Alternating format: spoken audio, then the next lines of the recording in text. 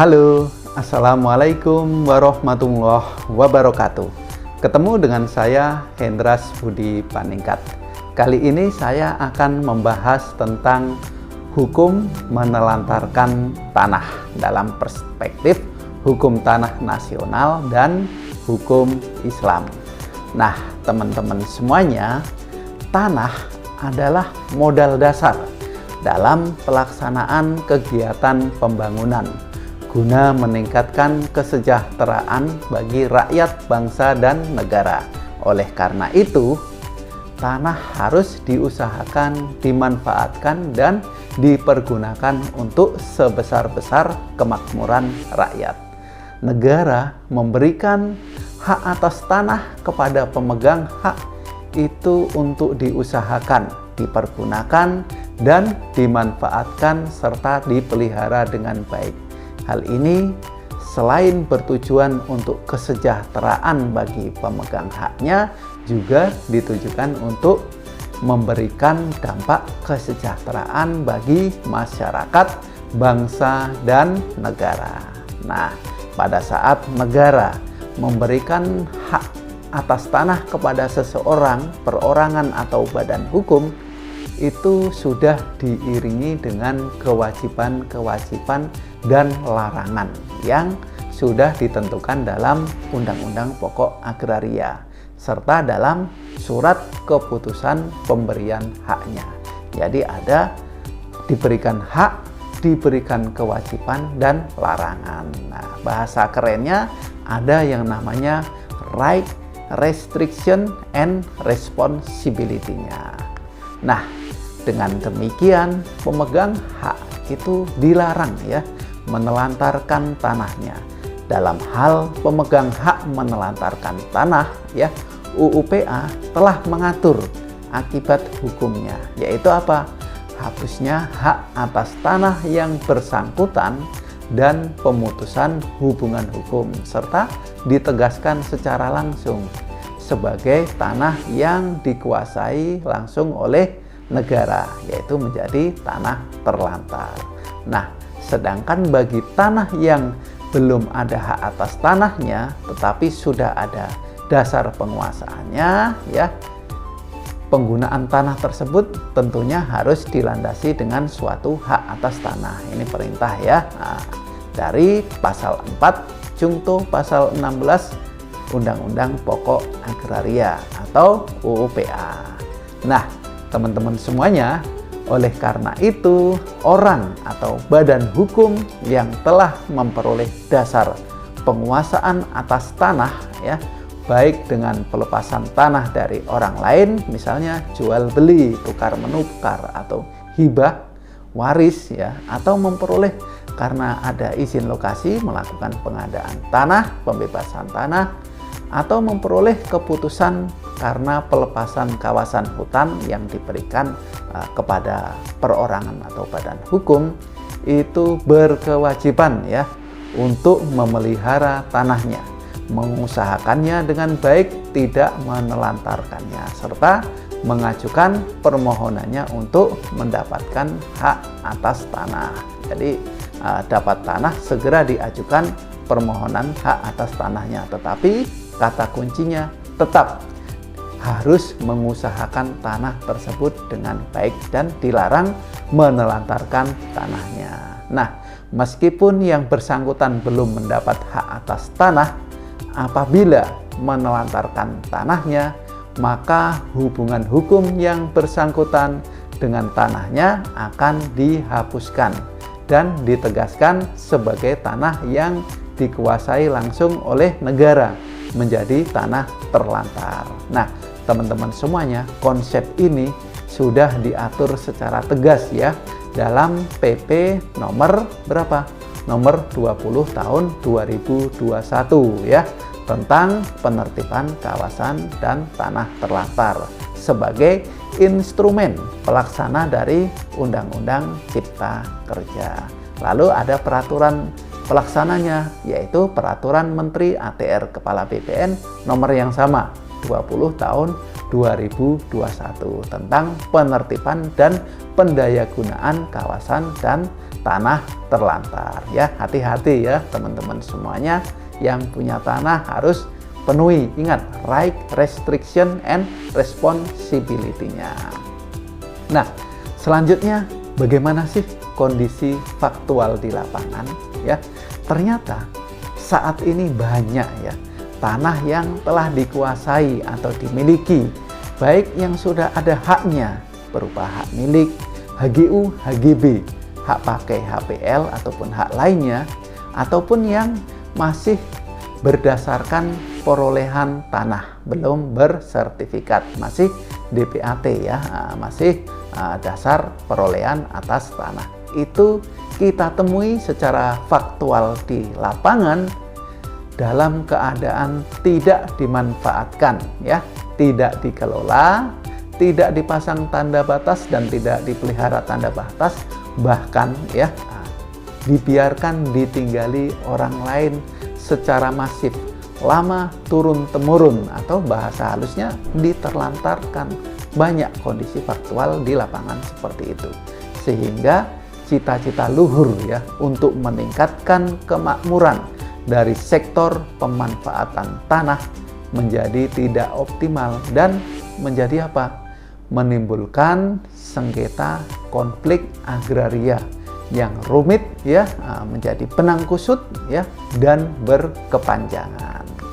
Nah, teman-teman semuanya, kondisi faktual tersebut ya, saat ini kita sering menemui kondisi-kondisi tersebut ya, tanah yang sudah dimiliki oleh perorangan, badan hukum baik swasta bahkan sampai badan hukum milik pemerintah ya, BUMN, BUMD, tercatat sebagai tanah aset dalam aset aktiva tetapnya, tetapi secara faktual di lapangan sering ditemui tidak diusahakan, tidak dipergunakan, tidak dimanfaatkan, tidak dipelihara ya, alias diterlantarkan. Nah, di sini sering ya saya menemui, sering kita temui banyak tanah-tanah tersebut diketahui ternyata sudah dikuasai oleh masyarakat ya.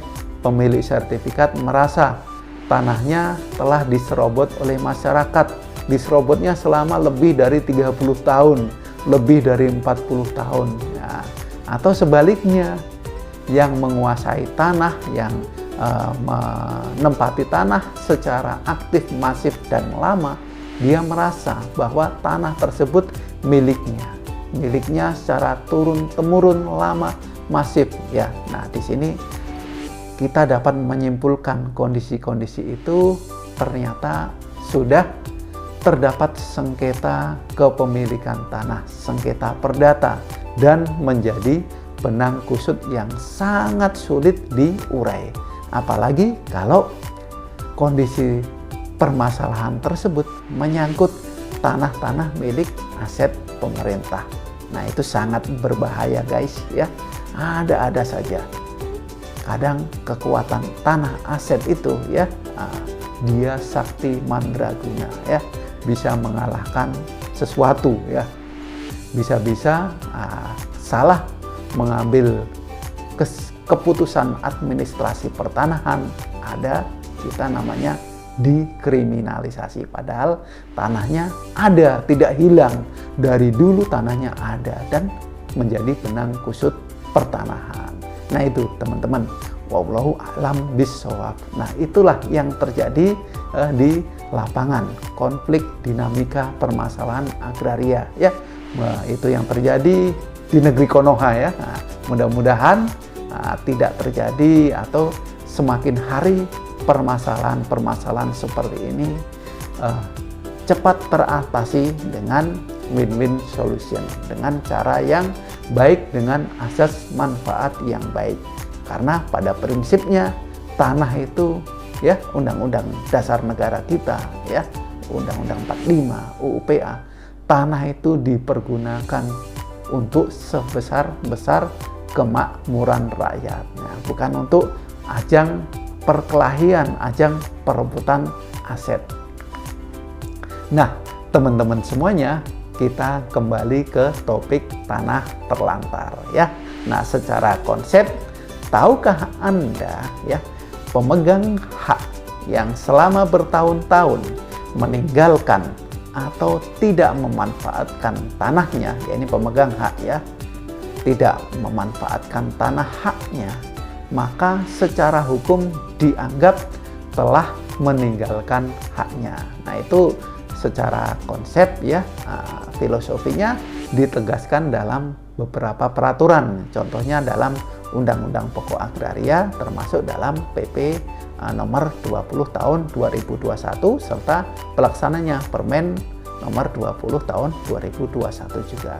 Dan ini dapat juga saya temui ini dalam beberapa jurisprudensi Mahkamah Agung ya, ketika ada permasalahan pertanahan dengan substansi tanah yang lama ditinggalkan.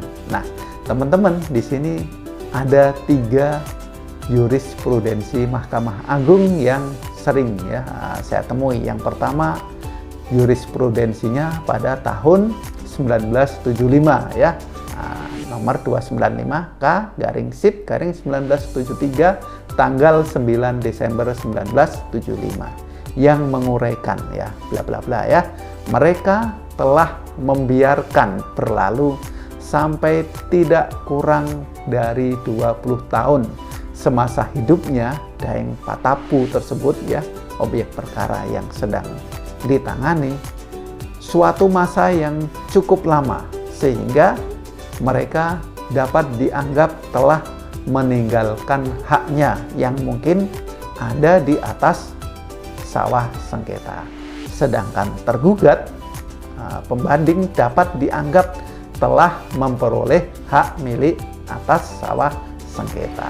Ini jurisprudensi yang pertama. Yang kedua, ada juga jurisprudensi dari Mahkamah Agung ya, nomor 329K/SIP/1957 tanggal 24 September 1958 ya, tua sekali, menegaskan bahwasanya orang yang membiarkan saja tanah menjadi haknya selama 18 tahun dikuasai oleh orang lain dianggap telah melepaskan hak atas tanah tersebut ya, reverwerking. Dan yang ketiga, ada juga jurisprudensi dari Mahkamah Agung ya, nomor 783K/SIP/1973 ya, lama semua, tanggal 29 Januari ya, menegaskan seandainya memang penggugat terbanding tidak berhak atas tanah tersebut, kenyataannya bahwa tergugat sampai sekian lama 27 tahun menunggu untuk menuntut pengembalian atas tanah tersebut menimbulkan anggapan hukum bahwa mereka telah melepaskan hak mereka, reverwerking. Pertimbangan pengadilan tinggi yang dibenarkan Mahkamah Agung. Penggugat terbanding yang telah menduduki tanah tersebut untuk waktu yang lama tanpa gangguan itikat baik ya, bertindak sebagai pemilik yang jujur dan harus dilindungi oleh hukum. Nah, teman-teman semuanya, dari 3 jurisprudensi tersebut ternyata berdasarkan literasi yang saya dapatkan sampai saat ini masih menjadi dasar hukum yang sering dijadikan rujukan oleh Mahkamah Agung dalam memutuskan perkara pertanahan dengan substansi permasalahan yang sama. Jadi saya cari putusan-putusan Mahkamah Agung ya sampai kasasi dengan kasus yang sama substansi masalahnya. Itu di putusan Mahkamah Agung sering mengutip 3 jurisprudensi tersebut. Nah, itulah pentingnya untuk menguasai tanah secara aktif ya, kewajiban dari pemilik tanah. Nah, permasalahan pertanahan ini sering sekali saya temui di lapangan. Orang datang ya bawa sertifikat tua, sertifikat jadul, alas hak tua ya, SKT tua yang tidak jelas lokasinya, tidak menguasai selama puluhan tahun ya, berbatasan dengan tanah negara dan sudah terjadi pula pergantian nama desa secara administrasi, kecamatan, kabupaten, lalu datang tiba-tiba mengklaim bahwa tanah perumahan masyarakat kampung tua itu sebagai tanahnya. Bermasalah ya, berperkara di pengadilan negeri, pengadilan tinggi sampai MA. Lalu muncul putusan Mahkamah Agung dan saya lihat putusan tersebut merujuk pada ketiga jurisprudensi tersebut. Nah, tentunya saya sangat berpendapat ya, sangat sependapat dengan jurisprudensi Mahkamah Agung tersebut. Nah, teman-teman semuanya, kaidah hukum dari jurisprudensi di atas menguatkan posisi hukum ya, tindakan penguasaan fisik selama bertahun-tahun dapat disimpulkan sebagai berikut ya. Pemegang hak yang tidak menguasai fisik selama bertahun-tahun dianggap telah meninggalkan haknya. Nah, nanti kita bahas dalam konten berikutnya ya, sesuai dengan PP 20 tahun 2021 ya, diatur waktunya, jenis haknya ya, insya Allah next konten. Nah, yang kedua, pemegang hak yang tidak menguasai fisik selama bertahun-tahun dianggap telah melepaskan hak atas tanahnya ya, sama ya ini. Lalu penguasaan fisik tanah selama bertahun-tahun dianggap telah memperoleh hak milik. Bertahun-tahun ini ya syaratnya 20 tahun lebih berturut-turut ya. Nah, tidak ada gangguan dan beritikat baik. Nah, yang terakhir, penguasaan fisik secara jujur ya, beritikat baik harus dilindungi oleh hukum. Nah, teman-teman semuanya, sejauh ini banyak ya tanah-tanah yang dikuasai namun tidak ada surat yang mendasarinya.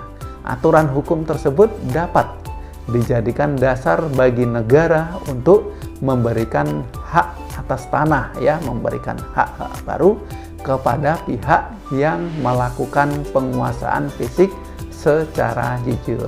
Nah, teman-teman dapat melihatnya dalam PP 24 tahun 97 ya, tentang pendaftaran tanah pasal 24. Nah, secara sosiologis ya, secara empiris bahwasanya orang yang menguasai tanah selama bertahun-tahun ya adalah orang yang benar-benar membutuhkan lahan untuk tempat tinggal.